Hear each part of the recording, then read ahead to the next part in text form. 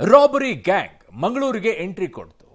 ಅಲ್ಲಿದ್ದಂತಹ ಸಹಕಾರಿ ಬ್ಯಾಂಕ್ನಿಂದ 10 ರಿಂದ 12 ಕೋಟಿ ಮೌಲ್ಯದ ಚಿನ್ನಾಭರಣಗಳನ್ನು ತಗೊಂಡು ಹೋದ್ರು. ನಗದು ಕೂಡ ಒಂದು 7 ಲಕ್ಷ ತಗೊಂಡು ಹೋಗಿದ್ದಾರೆ ಅನ್ನುವಂಥ ಮಾಹಿತಿ. ಎಲ್ಲಿ ಹೋದ್ರವರು? ಕೇರಳ ಕಡೆಗೆ ಹೋಗಿದ್ದಾರೆ ಅನ್ನುವಂಥದ್ದು ಈಗ ಸಿಗ್ತಾ ಇರುವಂಥ ಮಾಹಿತಿಗಳು. ಕೇರಳ ಕಡೆಗೆ ಹೋಗುವಂಥ ಸಂದರ್ಭದಲ್ಲಿ ಟೋಲ್ನಲ್ಲಿ ಇವರ ದೃಶ್ಯ ಸೆರೆಯಾಗಿದೆ. ಬಟ್ 5 ಜನ ಹೋದಂಥವರು ಟೋಲ್ನಲ್ಲಿ ಇಬ್ಬರೇ ಹೆಂಗೆ ಕಾಣಿಸ್ಕೊಂಡ್ಬಿಟ್ರು? ಇದು ಮತ್ತೊಂದಿಷ್ಟು ಪ್ರಶ್ನೆಗಳಿಗೆ, ಅನುಮಾನಗಳಿಗೆ ಎಡೆ ಮಾಡಿಕೊಟ್ಟಿದೆ. ಇದು ಪೊಲೀಸರ ದಾರಿ ತಪ್ಪಿಸೋಕೆ ಯೋಚನೆ ಮಾಡಿದ್ದ? ಕೇರಳ ಕಡೆಗೆ ಹೋದ್ರ ಅಥವಾ ಕೇರಳ ಕಡೆಗೆ ಹೋದಂಗೆ ಮಾಡಿಬಿಟ್ಟು ತಮಿಳುನಾಡಿಗೆ ಹೋದ್ರ? ಈಗ ವಿಶೇಷ ಪೊಲೀಸ್ ತಂಡಗಳು ಈ ನಿಟ್ಟಿನಲ್ಲಿ ತನಿಖೆಯನ್ನ ಮಾಡ್ತಾ ಇದ್ದಾರೆ. ಪೊಲೀಸರ ದಿಕ್ಕು ತಪ್ಪಿಸಲು ಡಕಾಯತರು ಹಲವು ರೀತಿಯಾದಂಥ ಪ್ಲಾನ್ ಅನ್ನ ಮಾಡ್ಕೊಂಡಿದ್ದಾರೆ. 5 ಜನ ರಾಬರಿಯನ್ನ ಮಾಡಿಕೊಂಡು 2 ಟೋಲಲ್ಲಿ ಕಾಣಿಸಿಕೊಳ್ತಾರೆ. ಇನ್ನು 3 ಎಲ್ಲಿ? ಕೇರಳ ಕಡೆಗೆ ಹೋಗಿ ತಮಿಳುನಾಡು ಕಡೆಗೆ ಹೋದ್ರ? ಏನೆಲ್ಲ ಪ್ಲಾನ್ ಮಾಡಿದ್ರು? ಪೊಲೀಸರು ಹೇಗೆ ತನಿಖೆಯನ್ನ ಮಾಡ್ತಾ ಇದ್ದಾರೆ? ಅದರ ವರದಿ ಇಲ್ಲಿದೆ. ಬೀದರ್ ಬೆನ್ನಲ್ಲೇ ಮಂಗಳೂರಿನಲ್ಲಿ ಬ್ಯಾಂಕ್ ಲೂಟಿ. ಇನ್ನೂ ಡಕಾಯಿತಿ ಬಗ್ಗೆ ಪೊಲೀಸರಿಗೆ ಸುಳಿವಿಲ್ಲ. ಮಂಗಳೂರಿನ ತಲಪಾಡಿಯ ಬಳಿಯ ಕೆಸಿ ರೋಡ್ನಲ್ಲಿರುವ ಕೋಟೆಕಾರು ವ್ಯವಸಾಯ ಸರ್ಕಾರಿ ಬ್ಯಾಂಕ್ನಲ್ಲಿ ಹಾಡಹಗಲೇ ದರೋಡೆ ನಡೆದಿದೆ. 5 ಡಕಾಯಿತರು ಕೇವಲ 6 ನಿಮಿಷದಲ್ಲಿ ನಗದು ಸೇರಿ 10 ರಿಂದ 12 ಕೋಟಿ ಮೌಲ್ಯದ ಚಿನ್ನಾಭರಣವನ್ನು ದೋಚಿ ಪರಾರಿಯಾಗಿದ್ರು. ಇಬ್ಬರು ದರೋಡೆಕೋರರ ಬಗ್ಗೆ ಇದುವರೆಗೂ ಪೊಲೀಸರಿಗೆ ಸಣ್ಣದೊಂದು ಸುಳಿವು ಕೂಡ ಲಭ್ಯ ಆಗಿಲ್ಲ. ಮಂಗಳೂರಿನಿಂದ ಕೇರಳಕ್ಕೆ ಪರಾರಿಯಾಗುವ ಸಾಧ್ಯತೆಗಳಿದ್ದು ಇದೀಗ ವಿಶೇಷ ಪೊಲೀಸ್ ತಂಡಗಳನ್ನು ರಚನೆ ಮಾಡಲಾಗಿದೆ.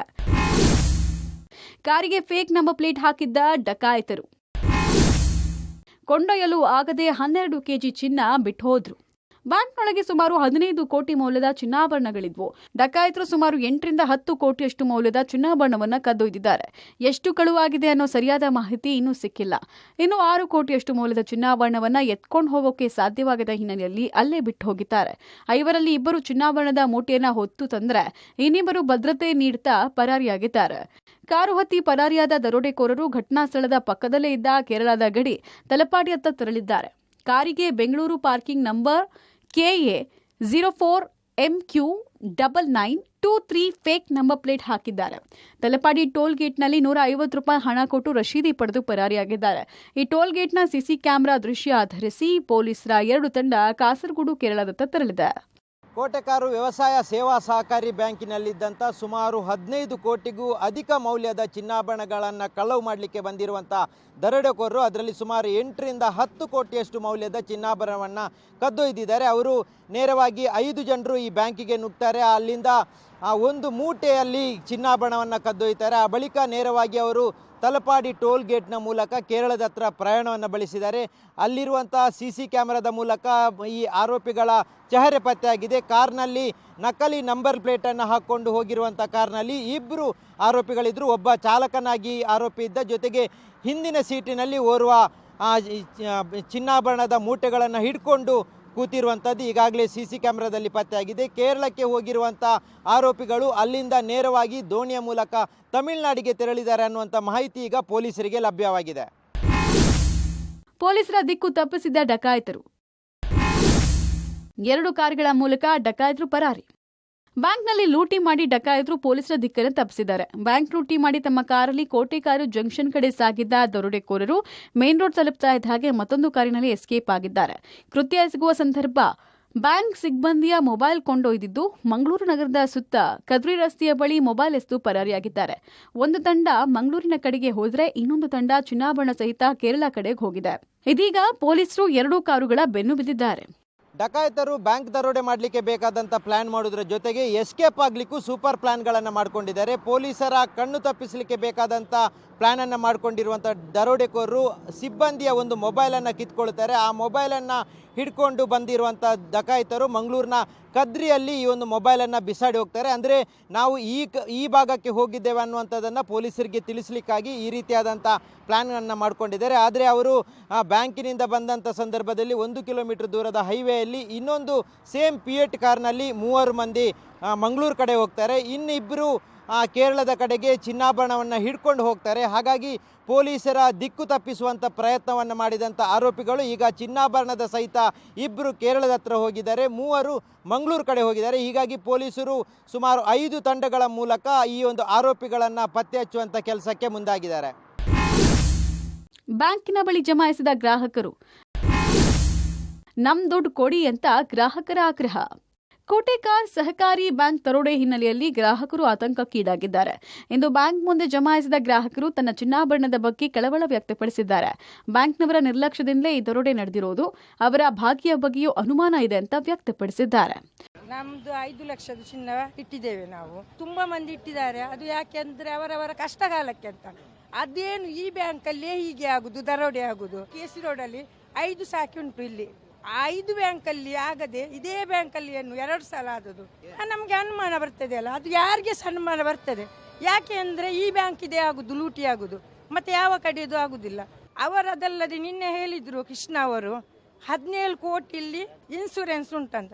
ಅದು ಹೇಳಲಿಕ್ಕೆ ಕಾರಣ ಏನು, ಅವರಿಗೆ ಗೊತ್ತುಂಟಾ ರಬ್ಬಾರಿ ಆಗ್ತದೆ ಅಂತ ಗೊತ್ತಿದ್ದು ಅವರು ಇನ್ಸೂರೆನ್ಸ್ನ ವಿಷಯ ಮಾತನಾಡಿದ, ಅದು ನಮಗೆ ತಿಳಿಬೇಕು. ನಾವು ಅಡವಿಟ್ಟದು 11 ಲಕ್ಷವರೆಗೆ ಚಿಲ್ಲರೆ ಆಗ್ತದೆ. ನಿನ್ನೆ ನಮ್ಮ ಕೃಷ್ಣ ಅವರಿದ್ದಾರಲ್ಲ ಅಧ್ಯಕ್ಷ, ಅವನು ನಮಗೆ ಭರವಸೆ ಕೊಟ್ಟಿದ್ದಾನೆ, ನಿಮ್ಮ ಚಿನ್ನ ಯಾರ್ದು ಹೋಗ್ಲಿಕ್ಕಿಲ್ಲ, ನೀವು ಎಷ್ಟು ಇಟ್ಟಿದ್ದೀರಿ ಅಷ್ಟೇ ನಾವು ಎಲ್ಲ ಕೊಡ್ತೇವೆ. 19 ಕೋಟಿ ರೂಪಾಯಿ ನಮ್ಮ ಇನ್ಸೂರೆನ್ಸ್ ನಮಗೆ ಉಂಟು, ಅದರಲ್ಲಿ ನಿಮಗೆಲ್ಲರಿಗೂ ಪಾಲ್ ಮಾಡಿ ಕೊಡ್ಬೋದು, ನೀವು ಯಾರು ಟೆನ್ಷನ್ ಮಾಡಬೇಡಿ ಅಂತ ಹೇಳಿದ್ದಾನೆ. ಆ ಭರವಸೆ ಕೊಟ್ಟ ಕಾರಣ ನಮಗೆ ಯಾರಿಗೆ ಟೆನ್ಷನ್ ಇಲ್ಲ. ಒಟ್ನಲ್ಲಿ ರಾಜ್ಯದಲ್ಲಿ ಬ್ಯಾಂಕ್ ATM ದರೋಡೆ ಪ್ರಕರಣ ಪೊಲೀಸರಿಗೆ ದೊಡ್ಡ ಸವಾಲಾಗಿದೆ. ಆರೋಪಿಗಳು ಹೊರ ರಾಜ್ಯಕ್ಕೆ ಎಸ್ಕೇಪ್ ಆಗಿರೋದ್ರಿಂದ ಬಂಧಿಸೋದು ದೊಡ್ಡ ಸವಾಲಾಗಿದೆ. Public TV, Mangaluru. ಮಂಗಳೂರಿನಲ್ಲಿ ನಡೆದಂತಹ ರಾಬರಿ ಕೇವಲ ಮಂಗಳೂರು ಮಾತ್ರವಲ್ಲ, ಇಡೀ ರಾಜ್ಯವನ್ನೇ ಬೆಚ್ಚಿ ಬೀಳಿಸಿರುವಂಥದ್ದು. ಈ ಪ್ರಕರಣಕ್ಕೆ ಸಂಬಂಧಪಟ್ಟಂತೆ ಡಕಾಯಿತರನ್ನ ಟ್ರೇಸ್ ಮಾಡಲಿಕ್ಕೆ ಪೊಲೀಸರು ಈಗಾಗಲೇ ಶೋಧವನ್ನು ಮುಂದುವರೆಸಿದ್ದಾರೆ. ಮಂಗಳೂರು ಸಹಕಾರಿ ಬ್ಯಾಂಕ್ನಲ್ಲಿ ಡಕಾಯಿತಿ, ತಲಪ್ಪಾಡಿ ಟೋಲ್ ಗೇಟ್ ಬಳಿ ಹಾದು ಹೋಗಿರುವಂತಹ ಕಾರು, ಟೋಲ್ ಗೇಟ್ನಲ್ಲಿ ಮಾಸ್ಕ್ ಹಾಕಿದ ವ್ಯಕ್ತಿಯಿಂದ ಶುಲ್ಕವನ್ನು ಪಾವತಿಸುವಂತಹ ಕೆಲಸ ಆಗಿದೆ. ಕಾರ್ನಲ್ಲಿ ಇಬ್ಬರಿದ್ದ ಬಗ್ಗೆ ಅಷ್ಟೇ ಮಾಹಿತಿ ಇದೆ, ಇನ್ನು 3 ಬೇರೆ ಕಾರ್ನಲ್ಲಿ ಎಸ್ಕೇಪ್ ಆಗಿರುವಂತಹದ್ದು. ಪಬ್ಲಿಕ್ ಟಿವಿಯಲ್ಲಿ ಮತ್ತೊಂದು ಎಕ್ಸ್ಕ್ಲೂಸಿವ್ ದೃಶ್ಯ ಲಭ್ಯವಾಗಿದೆ. ಈ ಮೂಲಕ ಪೊಲೀಸರ ದಿಕ್ಕನ್ನು ತಪ್ಪಿಸಲಿಕ್ಕೆ, ಪೊಲೀಸರ ತನಿಖೆಯನ್ನು ಡೈವರ್ಟ್ ಮಾಡಲಿಕ್ಕೆ ಏನೆಲ್ಲ ಪ್ಲಾನ್ ಮಾಡಬೇಕೋ ಅದನ್ನೆಲ್ಲವನ್ನು ಕೂಡ ಈ ಡಕಾಯಿತರು ಮಾಡಿರೋದು ಅವರ ಪ್ರತಿಯೊಂದು ಹೆಜ್ಜೆ ಹೆಜ್ಜೆಗೂ ಮೂಮೆಂಟ್ಗೂ ಗೊತ್ತಾಗ್ತಾ ಇರುವಂತಹ ವಿಚಾರ.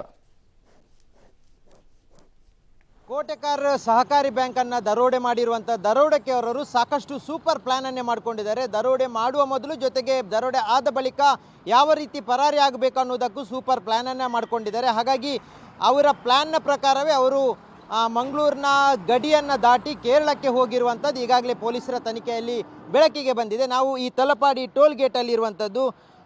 ಇವರು ಸುಮಾರು 2 ಕಿಲೋಮೀಟರ್ ದೂರದಲ್ಲಿರುವಂಥ ಟೋಲ್ ಗೇಟ್ ಇದು. ಈ ಒಂದು ಬ್ಯಾಂಕಿಗೂ ಈ ಟೋಲ್ ಗೇಟಿಗೂ 2 ಕಿಲೋಮೀಟರ್ ದೂರ ಇರುವಂಥದ್ದು. ಅಲ್ಲಿಂದ ಅವರು ನೇರವಾಗಿ ದರೋಡೆ ಮಾಡಿದ ಪಿಯೇಟ್ ಕಾರ್ನ ಮೂಲಕವೇ ಈ ಒಂದು ಟೋಲ್ ಗೇಟಿಗೆ ಬಂದಿದ್ದಾರೆ. ಈ ಟೋಲ್ ಗೇಟಲ್ಲಿ ನೀವು ದೃಶ್ಯದಲ್ಲಿ ಗಮನಿಸ್ತಿದ್ದೀರಾ, ಇದೇ ಟೋಲ್ ಗೇಟ್ನಲ್ಲಿ ಅವರು ಪಾಸ್ ಆಗಿರುವಂಥದ್ದು. ಇದೇ ರೀತಿ ವಾಹನ ಬರುವಂಥ ಏನು ಟೋಲ್ ಗೇಟ್ ಇದೆ, ಈ ಟೋಲ್ ಗೇಟ್ನ ಮೂಲಕನೇ ಇಲ್ಲಿಂದ ಅಂದರೆ ಮಂಗಳೂರು ಕಡೆಯಿಂದ ಬಂದವರು ನೇರವಾಗಿ ಈ ಭಾಗಕ್ಕೆ, ಕೇರಳ ಭಾಗಕ್ಕೆ ಹೋಗಿರುವಂಥದ್ದು. ಇದು ಈ ಭಾಗದಿಂದ ಕೇರಳದ ಗಡಿ, ಇದು ಕೇರಳದ ಭಾಗಕ್ಕೆ ಈ ಕಾರ್ನ ಮೂಲಕ ಅವರು ತೆರಳಿರುವಂಥದ್ದು. ಆದರೆ ಅದರ ಮಧ್ಯೆನೇ ಬ್ಯಾಂಕಿನಿಂದ ಬಂದ 1 ಕಿಲೋಮೀಟರ್ ದೂರದಲ್ಲಿ ಹೈವೇಯಲ್ಲಿ ಇನ್ನೊಂದು ಪಿಯೇಟ್ ಕಾರಲ್ಲಿ ಸುಮಾರು 3 ಜನರು ಆ ಒಂದು ಕಾರಲ್ಲಿ ಹೋಗ್ತಾರೆ ಅನ್ನುವಂಥದ್ದು ಈಗ ಪೊಲೀಸರಿಗೆ ಸಿಕ್ಕಿರೋ ಮಾಹಿತಿ. ಅವರು ಮಂಗಳೂರು ಕಡೆಗೆ ಹೋಗಿದ್ದಾರೆ. ಮಂಗಳೂರು ಕಡೆ ಹೋದಂಥ ಸಂದರ್ಭದಲ್ಲಿ ಅಲ್ಲಿ ಕದ್ರಿಯಲ್ಲಿ ಒಂದು ಮೊಬೈಲನ್ನು ಎಸ್ತು ಹೋಗಿದ್ದಾರೆ. ಈ ಮೊಬೈಲು ಬ್ಯಾಂಕಲ್ಲಿ ದರೋಡೆ ಮಾಡುವಂಥ ಸಂದರ್ಭದಲ್ಲಿ ಅಲ್ಲಿನ ಸಿಬ್ಬಂದಿಯಿಂದ ಕಿತ್ಕೊಂಡಿರುವಂಥ ಮೊಬೈಲ್, ಅದನ್ನು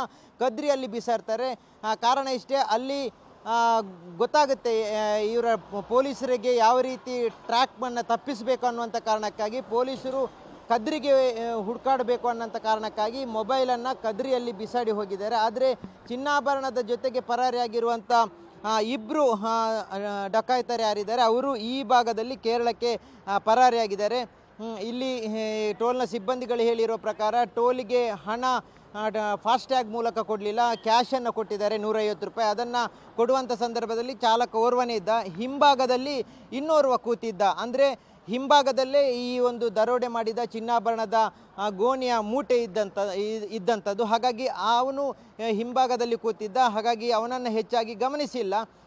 ಚಾಲಕ ಯಾರಿದ್ದಾನೆ ಅವನು ಮುಂಭಾಗದಲ್ಲಿ ಕೂತಿದ್ದ, ಅವನು ಅಲ್ಲಿಂದ ಕಾರನ್ನು ಚಲಾಯಿಸಿಕೊಂಡು ಕೇರಳದ ಭಾಗಕ್ಕೆ ಹೋಗಿದ್ದಾನೆ ಅನ್ನುವಂಥದ್ದು. ಹಾಗಾಗಿ ಈಗ ಕೇರಳದಿಂದಲೂ ಅವರು ತಮಿಳುನಾಡಿಗೆ ಬೋಟ್ನ ಮೂಲಕ ಹೋಗಿದ್ದಾರೆ ಅನ್ನುವಂಥ ಮಾಹಿತಿ ಒಂದು ಪೊಲೀಸರಿಗೆ ಸಿಕ್ಕಿರುವಂಥದ್ದು. ಹಾಗಾಗಿ ಅವರು ಹೊರ ರಾಜ್ಯದ ಡಕಾಯಿತರು ಅಥವಾ ಹೊರ ರಾಜ್ಯಕ್ಕೆ ತೆರಳಿದರೆ ಸೇಫ್ ಆಗ್ತೇವೆ ಅನ್ನುವಂಥ ಪ್ಲ್ಯಾನನ್ನು ಮಾಡಿಕೊಂಡು ಬಂದಿರುವಂಥ ಡಕಾಯಿತರು ಅನ್ನುವಂಥದ್ದು ಈಗಾಗಲೇ ಪೊಲೀಸರ ಪ್ರಥಮ ಹಂತದ ತನಿಖೆಯಲ್ಲಿ ಗೊತ್ತಾಗಿರುವಂಥದ್ದು. ಒಟ್ಟಿನಲ್ಲಿ ಈ ಟೋಲ್ ಗೇಟ್ನ ಮೂಲಕವೇ ಕೇರಳಕ್ಕೆ ಹೋಗಿದ್ದಾರೆ, ಕೇರಳದಿಂದ ತಮಿಳುನಾಡಿಗೂ ಹೋಗಿದ್ದಾರೆ ಅನ್ನುವಂಥ ಮಾಹಿತಿ ಈಗ ಪೊಲೀಸರಿಗೆ ಇರುವಂಥದ್ದು. ಹೀಗಾಗಿ ಕೇರಳದಲ್ಲಿ 2 ಪೊಲೀಸರ ತಂಡ ಈಗಾಗಲೇ ಕಾರ್ಯಾಚರಣೆಗೆ ಇಳಿದಿರುವಂಥದ್ದು.